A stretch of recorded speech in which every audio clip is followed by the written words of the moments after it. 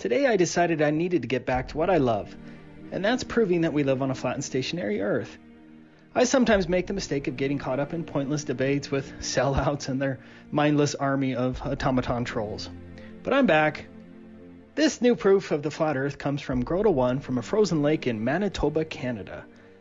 I strongly encourage everyone to head over to his channel and subscribe to show your support, because he obviously went to a lot of effort for truth here. For this curvature test, Grota1 essentially set 4 lights at around 1 foot above the water and ice. He set up his camera at about 8 miles away from the furthest light and 5 miles away from the closest light. The lights were spread out at about a mile apart. At each location, Grota1 drilled down to the water just to confirm that he wasn't on some irregular ice formation, and to also ensure that his test was on a level surface. The furthest light from the camera was the red light at 8 miles from the camera.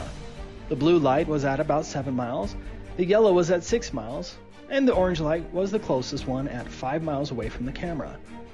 You should definitely watch his video where he goes into much more detail, but here he is sitting in his truck at a distance of 8 miles from the red light. Notice that the lights are all on the same flat plane. There is no earth bulge and no physical globe horizon. Next, Grota1 lowered his camera to only 12 7/8 inches above the surface. At that small elevation, the globe horizon would have to be closer than 1.27 miles, and the furthest light, the red one, should have been 29 feet below the horizon. That's taking into account the 1 foot height of the light.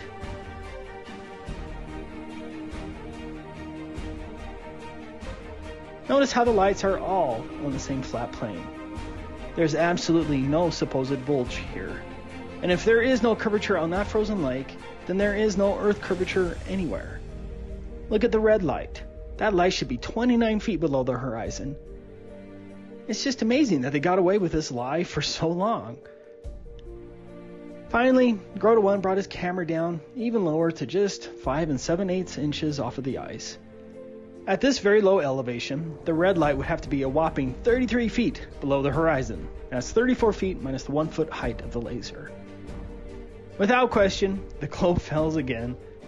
Furthermore, under the official model, the globe horizon would have to be closer than a mere 0.86 miles.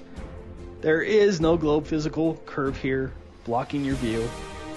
As Grota1 demonstrated on this frozen lake, regardless of the conditions, the Earth is observably, testably, repeatedly, and measurably flat.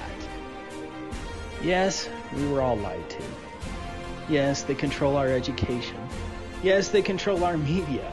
Yes, they control our governments. Yes, they control all of our major institutions.